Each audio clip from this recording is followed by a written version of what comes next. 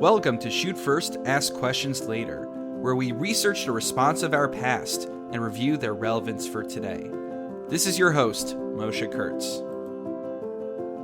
Welcome, my friends, to another episode of Shoot First, Ask Questions Later. Today, we have the privilege of being joined by Rosensweig, and we are going to be talking about Ma'ayanot Rabbi Rav Moshe David Tendler Zatzal and the issue of the conjoined twins that he and, of course, his father-in-law, Rav Moshe Feinstein, addressed in the previous century. Rachel Rosensweig teaches Gemara and Halacha at Ma'ayanot Yeshiva High School for Girls in Teaneck, New Jersey, where she also coaches the school's Torah Bowl team. Rachel received her BA in Judaic Studies and Biology from Stern College for Women. She holds an M.A. from Yeshiva University's graduate program in Advanced Talmud and Tanach Studies, aka GPATS, as well as a dual M.S M.A. from the Azrieli School of Jewish Education and Administration, as well as the Revel Graduate School of Judaic Studies. She was honored to receive the Wexner Graduate Fellowship / Davidson Scholarship as part of class number 33, the final cohort of the program. Rachel lives in Washington Heights, New York, with her husband Moshe and daughter Miriam Shifra. Now, I should mention, I also know Moshe a little bit as well. I think we were Musserstraters for a little bit in Yeshiva Chalavim, so please send my regards. I'm sure he'll be listening. And but Rachel, I think we actually knew each other before I knew Moshe. I still remember back in Mosheva, in the Beit Midrash there during the summer, I forget what we were discussing. It was some halachic issue. And at some point you said, well, your opinion, essentially was, your opinion's very nice, Moshe, but my great-grandfather says otherwise. And I'm like, oh, shkoyach, I don't know who your great-grandfather is. And you're like, it's Rav Moshe Feinstein. I'm like, oh, okay then, fair point well taken. So we're going to talk about Rav Moshe Feinstein, of course, but we're actually going to focus a little bit more on his son-in-law, which is your line in the family, which is also Ma'ayanot Rabbi Rav Tendler Zatzal. So I was hoping before we talk about the conjoined twins issue, maybe first you'll give us a little bit biographical information about your grandfather.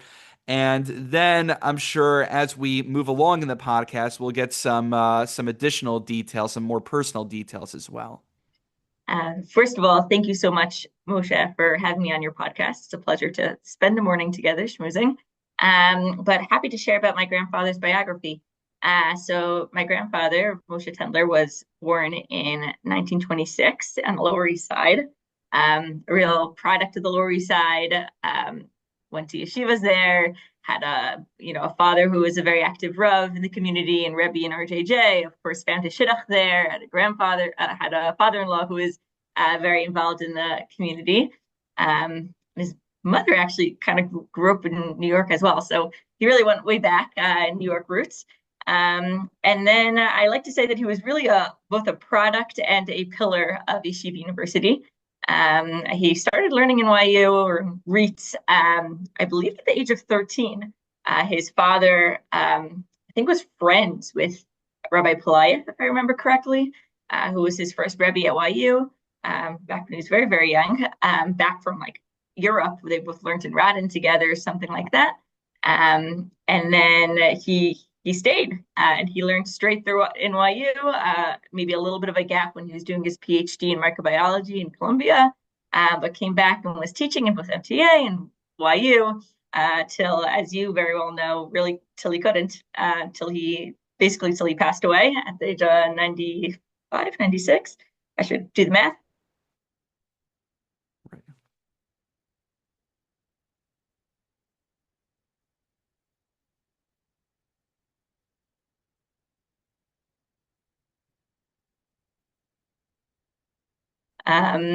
My grandfather was known to be a international expert of medical ethics, a true man of biology. As I said, his PhD was in microbiology, known for his cancer research.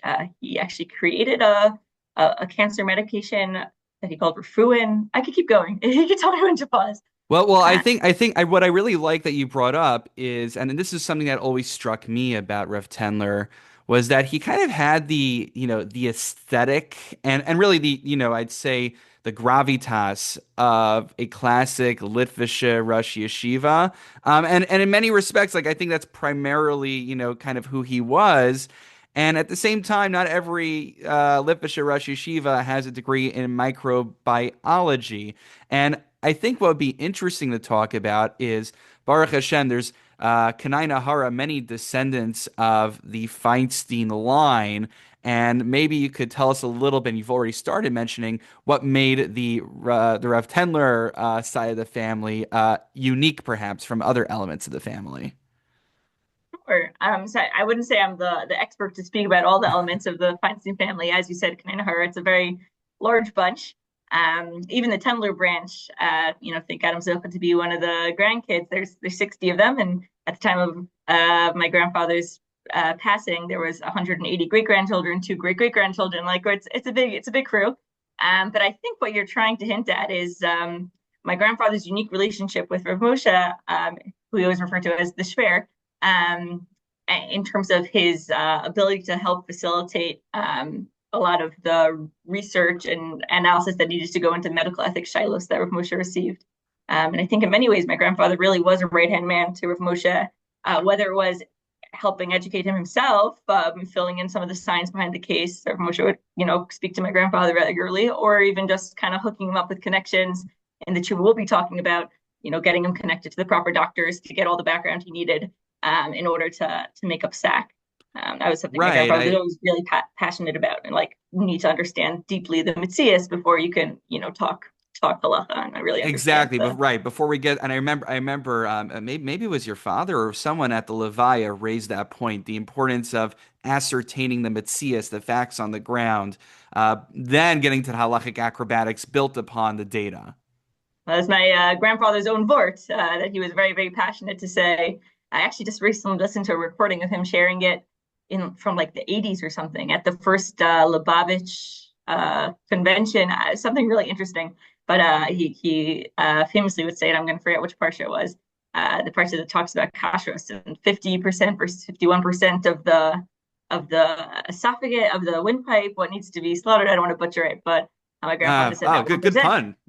You need to that you need to be able to ascertain that, that's a man's job to figure out the science so that you can really know the idios to understand Hashem's Yeah, Torah. I think one of those examples was the Veal Tshuva, which certainly sometimes I remember Rav Tendler is actually listed as the Shoel of a particular tshuva, and it's clear that he was informing Rav Moshe when Rav Moshe writes the tshuva back. And then there's times like his landmark ruling on artificial insemination, in which Rav Tendler is not the shoel, but Rav Moshe actually explicitly says, and I spoke to my son-in-law, Chassi Kibani, HaGaon Rav Moshe David Tendler, Shlita. So it's very touching when we see Rav Moshe explicitly refer to him. But then there's times where he doesn't necessarily explicitly refer to Rav Tendler, but we could guess that Rav Tendler was behind the scenes. And then there's instances which there isn't even a formal tshuva in Igros Moshe, but we know that Rav Tendler played a critical role. And I think that brings us to the Conjoined Twins issue, which it boggles my mind. I don't know if you've ever figured out why. It's one of Rav Moshe's highest profile medical ethics rulings, and somehow it's not in Igros Moshe, if I'm not mistaken. Yeah. And I'll be honest, I never got full clarity on that. I actually tried to call a relative I thought might know, and I didn't get through last night. But I imagine my impression was always that it was due to the sensitivity of the case and the family, protecting the family involved, perhaps, that it never got formally published. It's an important question. I can guess as well as you can, but why it was never formally published in the Igros. Right. I mean, there is and I remember still, when I learned this case from Rav Tendler directly when we had our Chavrusashaft, and he handed me a printout from the Philadelphia Inquirer, and that seems to be one of the. I guess the question is, if we're not looking at Igros Moshe, what are we looking at to get our information? So I mean, the tshuva existed. I actually wrote down the title to make sure I don't mess it up, but one of my grandfather's books was a book of translated and annotated tshuvos from Rav Moshe, and this one was called Care for the Critically Ill, Volume 1, and this one he called So One May Live, in quotations. And with the subtitle is Unpublished Responsum by Rav Moshe Feinstein Zatzal, translated and annotated by Rabbi Moshe David Tendler. So that's he had a whole book of these. I don't know if some of them perhaps were actually published, but that these notes clearly were taken by Rav Moshe and then elaborated on perhaps and described in further detail by my grandfather. But it never, whatever the process was of choosing which tshuvos to put into the igros, it never landed there. Right. So I guess considering it's not any Igros and maybe not all of our listeners own that volume, I think I would imagine many of our listeners have heard of the Conjoined Twins issue, but it pays to maybe just briefly just summarize the scenario and maybe just give us a quick overview of how Rav Moshe Feinstein, along with Rav Tendler's guidance, ultimately reached his psak. Absolutely. So I guess in very short, the story is, it's a tragic story, unfortunately, but of a very firm family in Lakewood, who unfortunately had conjoined twins, these two girls who halachically are considered two babies, so they're attached, but they had separate brains, separate nervous systems. So, when talking about separating them, we can't talk about amputation. We have to talk about really dividing up two children. And the real moral dilemma, which was not only a Jewish dilemma, it was a moral dilemma to all the doctors involved, was that when these children would be separated, it would inevitably cause the death of what they named baby A, because these two children were sharing one heart, one six-chambered heart. A heart is generally 4 chambers wide. So there was kind of an attached 2 additional chambers that couldn't be separated. The whole heart had to be given to one child, one liver. And the case was that this baby A seemed to be the baby to whom the 2-chambered heart belonged. And she independently had kind of a circulatory defect that wouldn't allow her to survive, even had she been given the full heart. So the question was, can we kind of separate baby A and sacrifice her life for the sake of baby B receiving the full heart, since the heart couldn't handle the strain of pumping blood to 2 babies? Can we just give the whole combination to the child who was better fit to survive, and sacrifice the life of the other child? Right. It sounds like, even though we have a principle of ein dochen nefesh mipnei nefesh, that we can't sacrifice one life to save the other, it sounds like there's a little bit of an imbalance, that one baby was actually inherently viable while the other one, Rachmana litzlan, was not going to make it either way in the end. Right. So you're hitting on exactly the important points. I think when we say what are the important halachic issues that needed to be assessed in this situation, I think the number one issue is, can you sacrifice a life for the sake of another life?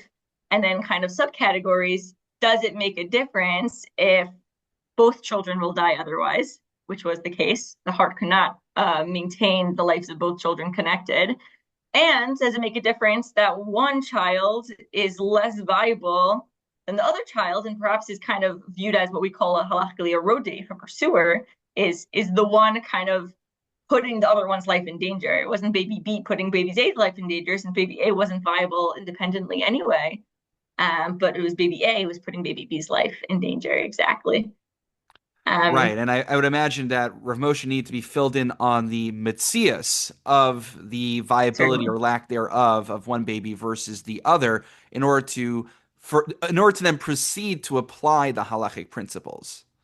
And quickly, because this was a heart that was already under significant strain. So as soon as the child came to his desk, it was already kind of a full night, Ah. phone calls with doctors and postgame and whatever, and we needed to come to a decision. The article describes how all the surgeons were kind of on edge, like, you need to give us an answer right now, because the babies might both die if you don't hurry up. And kind of the head surgeon being like, hold up, we don't know how to deal with these moral things. You got to ask the rabbi, which was really cool to see, like not a Jewish person, saying that. Yeah, and maybe this answers the question I was wondering about, why there wasn't a tshuva, perhaps because of the quick turnaround time necessitated. There wasn't the luxury of sitting down and writing an entire tshuva about it. It was hopping on the phone and getting that answer as soon as possible.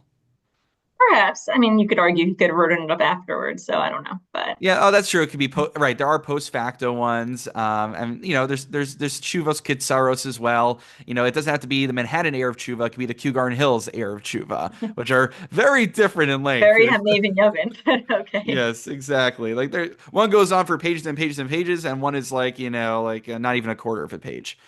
Okay. So, is there anything else about the conjoined twins case? I mean, did he ultimately rule for them to go ahead with the surgery? I believe. So I'm happy to tell you kind of the makoros that led to the decision. There were in the article there's two separate analyses of these were both cheshbonos, but for the sake of time, I could focus on the one that Rav Tendler claims was more compelling to Rav Moshe, and that really led to his psak, which really revolved around this Mishnah in Olos, which you referenced. The Mishnah is also a very sad case, a case of needing to abort a fetus who was putting a mother's life in danger, even a very late stage fetus. It's important to note that Rav Moshe Feinstein, a fetal life was considered a real life, and abortion was considered murder. My grandfather held to that as well. So this was a very dramatic, decision to make. But that the Mishnah says explicitly, of course, the mother's life comes first in that type of scenario.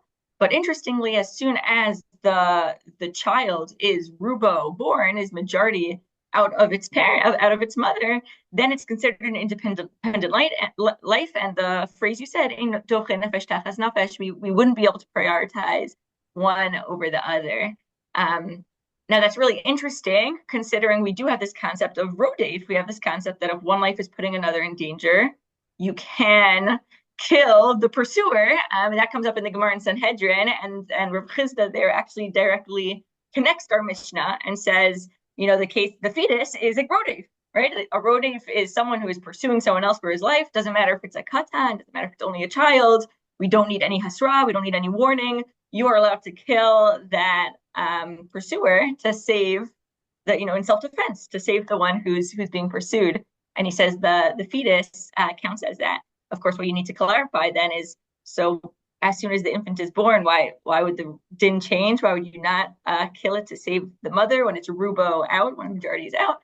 And it gives a very fascinating claim that in the case of the infant, Shemaya Karodfela, that it's not the infant who's chasing, but it's HaKadosh Baruch Hu, that this is a natural process, childbirth, and if Hashem is choosing to put the mother's life in danger at the moment that this child is born, then that's kind of like a no-touchy zone. It's a special, that's clearly from God, which is very unusual. We don't say that in so many scenarios. We say act, right? We don't say, we believe in medicine, we believe in doctors, but in that specific case, we say Shemaim Karet Bela.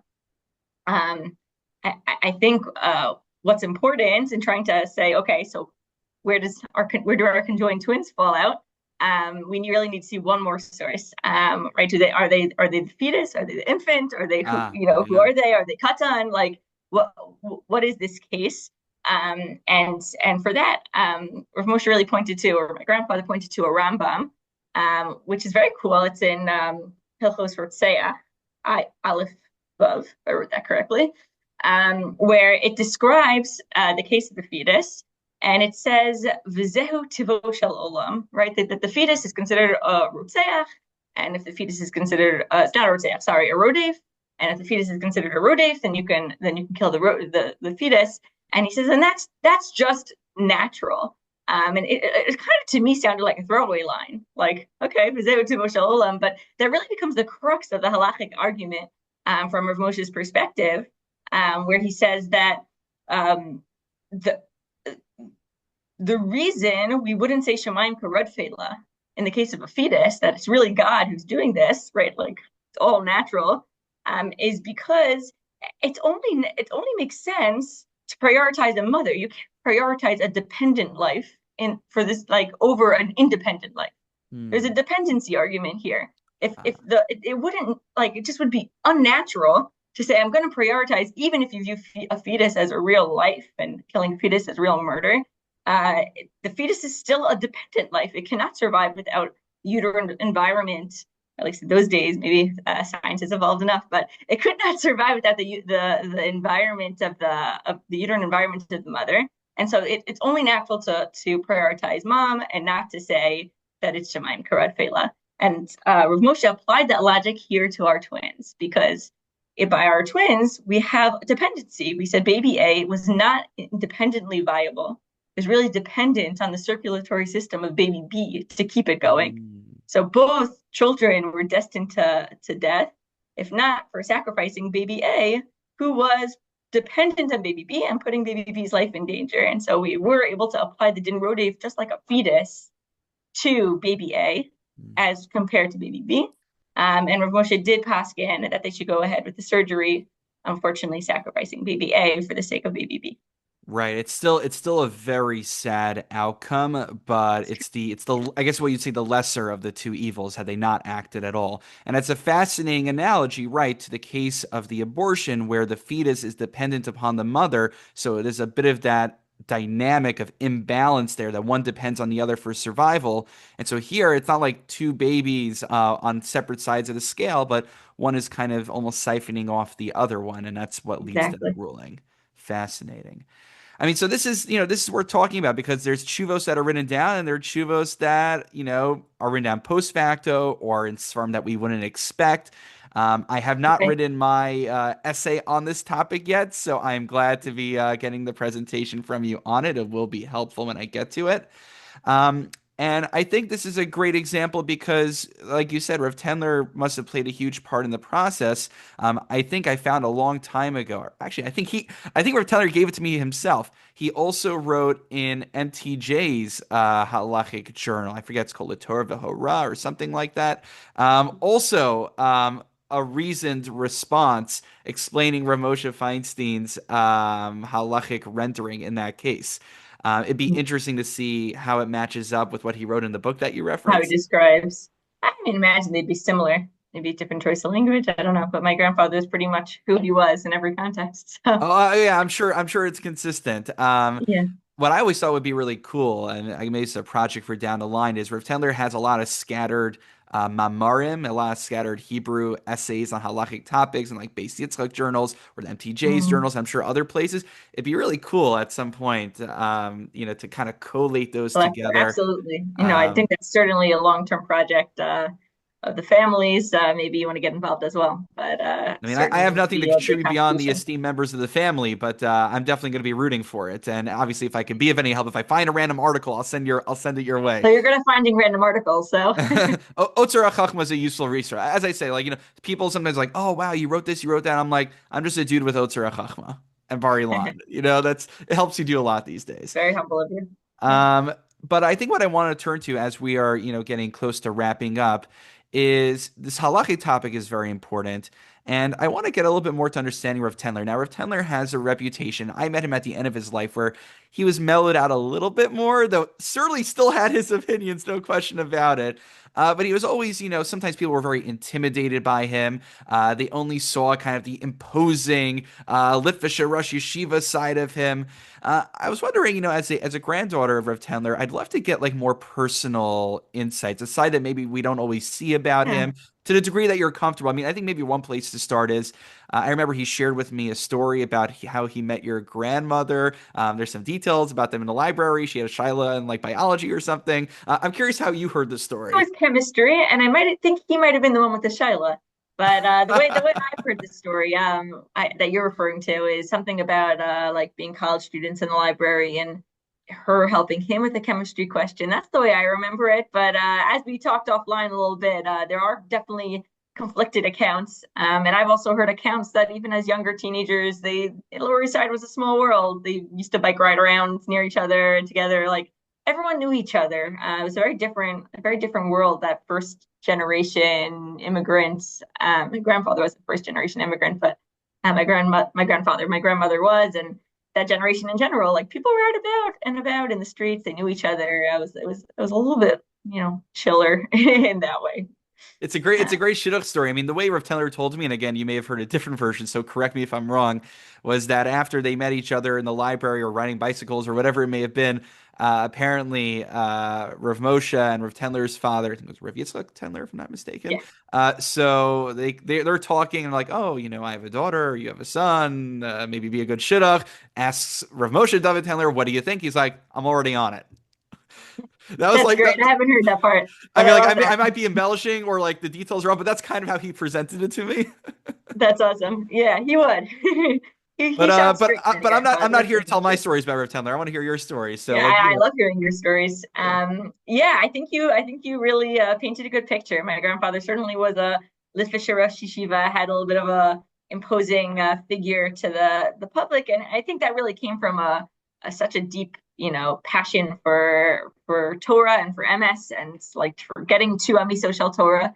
And someone can describe it as very my way or the highway, but he really felt that he dug into things at himself and he had clear like real clarity. And if you weren't getting it, then you were doing it wrong. And he wasn't afraid to tell you. He didn't have the more modern kind of mushy, everyone's ideas are nice side. Try to make whatever you said sound smart. Like, no, that was stupid. Let me tell you what's really true. And so that was great. You always knew where you stood. But you also pointed to the fact that he definitely did have a different side of him. When it came to his family, for sure. When it came to children in general, my grandfather was Rav of the Keilah and Monsey Community Synagogue for 50 years. So he got to know generations and generations of children, from bris through wedding, their children's brisim, really was very close with his community. And I guess what typifies it is that he was Candyman in his own shul, right? He was someone Oh, who had such a deep connection with the kids. Like, yeah, they came to him for candy. I remember growing up with that always. Someone who you don't get to see, like, when handed a grandchild or great grandchild was, as happy as he was giving a shear or a medical ethics lecture, he was also happy spending like his own precious time playing with a young baby and singing and bouncing it on his knee and really involved. I apologize if you hear the bell in the background in school here. Um, and not only children but also animals. He really had like a soft spot for nature. I mean, he loved to go hiking. Even into his late 80s, he was like hiking with my family, Polamoid trips. It was like really his passion, just like exploring Hashem's world and finding like a lot of meaning in that. But I remember being told how he once found a baby raccoon outside his garage in Muncie, and he brought it in and nursed it back to health with like wow. a little like pipette or whatever dropper to feed it milk, and like helped it out before calling animal control or whatever it is to come breed into the wild. But that I wasn't around for. But my entire childhood, we spent a lot of time in Muncie, a lot of Yom Tovim in Muncie, and I know he used to collect. He was very upset by people wasting food. So every Shal Shudas, he would collect the leftover challahs, leftover Eden rolls, whatever himself. He would do this, and he would soak it, not on Shabbos, but he would soak them in water to be softer for the squirrels and the hedgehogs and the birds of his backyard. And he would put it out on his patio in this little like bin that he had left for the animals. He used to, in winter, he'd put out hay for the deer in case they got cold. Like he really, Oh my he had a gosh. very Wow. gentle side. He really thought about people, animals. I'm like seeing her Tendler like this completely different background, kind of like almost like the Disney animated movies with the squirrels and the wildlife going around as you Totally. walk you through it. That was totally There's some him. music playing in the background. It's wow. I mean, that's like a side if you just like me attended YU would not know. I mean, the only time I think maybe reference was during COVID. He was telling me about how he would make sure to feed the birds. He was mocked on doing that. And in terms of, I think it was a good point you made about how he was not just a Rosh Yeshiva, but a community Rav, and how he cared for the lives of people. I mean, I remember he was distressed on the first Pesach of COVID that he wouldn't be able to meet with the Balabatim. And like there was the halachic element, of course, about, you want to do like, the handshake, and you want to do the kinyan and everything. But Yeah. also he just like wanted to interface with his Balabatim. And that was something that he was sorely missing. Yeah, I was tremendously zoche. I was home for much of COVID. And I was already in grad school, but everyone kind of camped out in their homes. So and my grandfather as well was in my parents' home for around 6 months. He had moved in. He wasn't doing so well, and COVID was just a complicated time. So I got to experience that with him and how he was so concerned for his community. Every single week, he would put out like a Dvar Torah for his community. He had his video for him. just like so they could feel connected. And every single Dvar Torah starts like emotional thinking about it. He'd always start off with my beloved Kahila, and he would, share something about this parsha and how Mirza Hashem, hopefully he'll see them soon. And it was always my beloved Kahila. He felt like this was his family. I mean, the shul was literally 30 feet away. It was directly across the street from his home. He was there for 50 years. Like these are his people. He was really, really close with them. Remarkable. I really appreciate you giving us the personal side of your grandfather. And if we could go back just for a moment, I had a question about how, not just in a human way, but also in an intellectual way, he may have found himself distinct from other Gedolim and even other Gedolim within the Feinstein family in terms of what his values were. Maybe that'd be a good place for us to end off with, whether it be Torah Mada or Eretz Yisrael. I know there are a few things you want to touch on. Or, yeah, I mean, probably both those things. Again, I don't feel so comfortable doing the contrast to the rest of the Feinstein family. Oh I yeah, think there are probably different flavors amongst different branches. exactly, Uh, exactly. but I agree that that Rav Tendler was perhaps not a typical Haredi typical of a Haredi Jewry, and perhaps didn't get the recognition of a Haredi Gaon for that reason, because of his deep commitment to what we use the catchphrase of Torah Mada L'Chadchila. He viewed Mada, and when I say Mada, I mean Mada proper, right? Like biology, chemistry, physics, like the real sciences. He viewed them as an integral part of his religious experience and of any Jew. I mean, he really believed his way was right. Of any Jew's religious experience, you can't understand a Kadosh Baruch Hu's will if you don't understand a Kadosh Baruch Hu's world. You need to see Hashem's worlds. You need to understand the intricacies of the science. You need to understand, like, you can't start talking halacha unless you have the deep understanding of every case that comes up. And he lived that way. He lived with that balance. He was a master in both those fields. And in terms of Eretz Yisrael, so for sure, my grandfather was a avid Zionist. He actually tried to make Aliyah Oh, around 67. He went immediately after. I mean, the stories are incredible. I was just every Yom Yerushalayim, I have to still listen to it, but my oldest aunt, his oldest daughter, Rivka Rappaport, Rabbani Rivka Rappaport, and her husband Shabtai, Rav Shabtai Rappaport, and Beit Vegan. So she has this like really beautiful recording of her experience with Yushalayim, Shechur, like the Kotel being freed, and how her family came to Eretz Yisrael right after, and that was her first experience, and how they were like, that's it, like we're here. Unfortunately, it didn't work out long term. I think my mother ended up going for they took like a sabbatical there. My mother was there from maybe first grade. But the chinuch options, back then weren't so great for Kanai Nahara, their five sons. So they decided it wasn't the right time. But my grandfather, raised a robust family who was passionate Zionists, many of whom moved to Israel, grandchildren who moved to Israel, and he spent at least every summer there in Israel for maybe 6 weeks for a long time. Not always, sometimes the winter, depending on Baruch Hashem with the big family. Where is there a simcha? There's generally simcha somewhere on which side of the ocean. But I remember during COVID, right? This was like the end of my grandfather's life. So it killed him. It was, I mean, not literally, but it was really, really hard for him that he couldn't make it to Eretz Yisrael. And he, in his mid 90s was calling travel agents and, are you sure I can't just get on this plane? Like back and forth. It was like such a fight that he just wanted to make it to Israel. Like it was like his heart was there.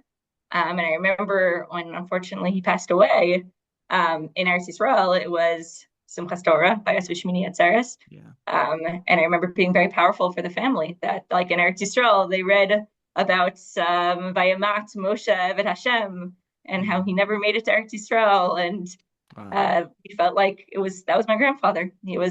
He wanted to be there. He dreamed of Eretz Yisrael. He, gave tzedakah to Eretz Yisrael. He was committed to his family there. And he also had a very strong sense of achrayus for his community and for his yeshiva. He was a man of the tzibur. He really believed in giving, so he wasn't ready to go. But Yeah.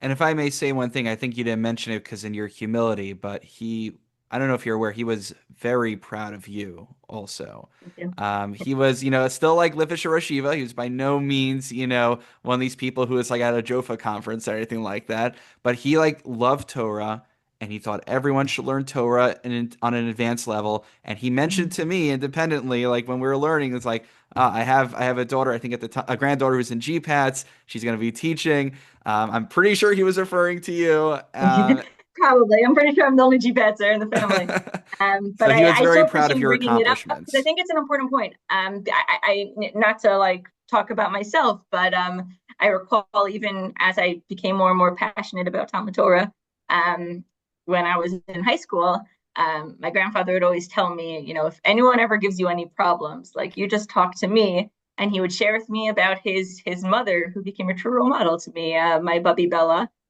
who grew up in New York, as I mentioned to you. And her father brought in a tutor from Europe to, well, I think he was already in America, but whatever, a European tutor, it's like Isaac Tendler, who to teach her and her brother. She ended up marrying him. But how she said she learned, she was very learned in Gemara. He used to say, his line to me was always, my mother was comfortable in all the babas, in Bava Kama, Bava Basra, Bava Metzia, and how his father, my great grandfather, was a very busy man, a Rav and a Rebbe, so he wasn't always available to help, learn with the kids after cheder as kids. But he said he used to chazer his Gemara with his mother. Wow. When he was in elementary school, he sat down with his mother, whatever chazara homework he had, and he would learn with his mom. Like she was truly a learned woman, and he was a real believer in that. He's a believer in women going to shul, which I became passionate about. But, even if it wasn't me, he turned to whatever women were at home, like, are you coming? Like, what's going on? He believed in Torah and Yadus for everyone. Yeah, and I still remember when there was one day that my wife, Marissa, and I, she basically was about to start a new job. She had a few days in between, and she just joined me at YU one day, and I wanted to take a picture. It's still, I'm not going to show it to you on the video, but it's hanging up over here in our living room of Marissa, myself, and Rav Tendler in his office. We had like an Eglei Tal, Masechah Shabbos in front of us. So before I took a photo of three of us, she closed her Gemara, and Rav Tendler said, "No, leave it open. They should see that women are learning the Gemara as well." That's amazing. Wow. That's really what he believed. So and you're carrying on what seems to be already a Masorah in your family. And my hope is that you serve as a role model for more members of your family and also for all of Klal Yisrael as well. Thank you for the work you're doing and spreading that as well. We have a lot of encouragement. Thank you so much. And Rav Tendler's your Zayz Neshama should have an aliyah, and it should continue just to be a bracha for all of us, for all of Klal Yisrael. Thank you so much for coming on the podcast. Amen. Have a great day, Moshe. You too, Rachel. Take care. Thank you for listening to Shoot First, Ask Questions Later. If you enjoyed this episode, please take a moment to rate us, subscribe, and leave a review.